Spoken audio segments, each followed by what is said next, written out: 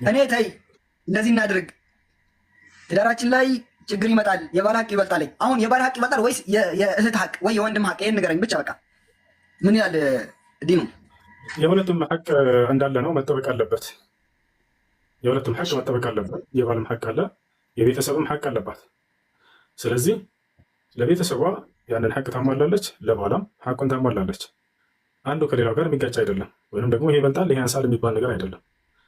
ስለዚህ ባሏ በመልካም ሲያዛት ጊዜ ባሏ ትታዘዘዋለች።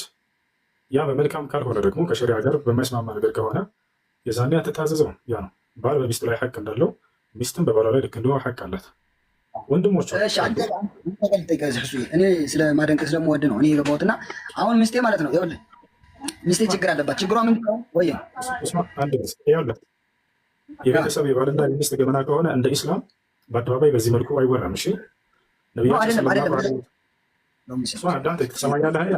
ኢስላም ልንገርህ ምን እንደሚል በመካከላቸው ያለ ነገር ካለ አላህ በቁርአን ላይ ሽቃቀ በይነሂማ ፈብዐሱ ሐከመን ሚን አህሊሂ ወሐከመን ሚን አህሊሃ አለ።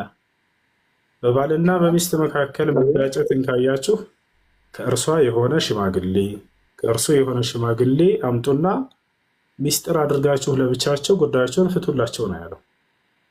ሚስቴ ችግር አለባት፣ ከዚያ ደግሞ ሚስት ትመጣለች። ባሌ ችግር አለበት እየተባለ የሚወራበት የሶሻል ሚዲያ ቦታ ላይ እኔ ይህን ነገር አወግዛለሁ። ከዚህ በፊትም እንዲህ አይነት የሚሰሩ ሰዎች አሉ። ባልን ያመጣሉ፣ ሚስትን ያመጣሉ። ምን አድርጎሻል፣ ምን አድርጋለች እያሉ የባልና የሚስት ገመናን በአደባባይ መዘርጋት። እንዲህ አይነት ነገር የሚሰራበት ኡስማን አንድ ጊዜ አዳምጠኝ እባክህ። ነቢያችን ሰለላሁ ዐለይሂ ወሰለም ምን አሉ መሰለህ? አስወኡ ናስ ዐንደ ላህ የውመል ቂያማ መን ዩፍሺ ሲረ ዘውጀቲሂ አሉ።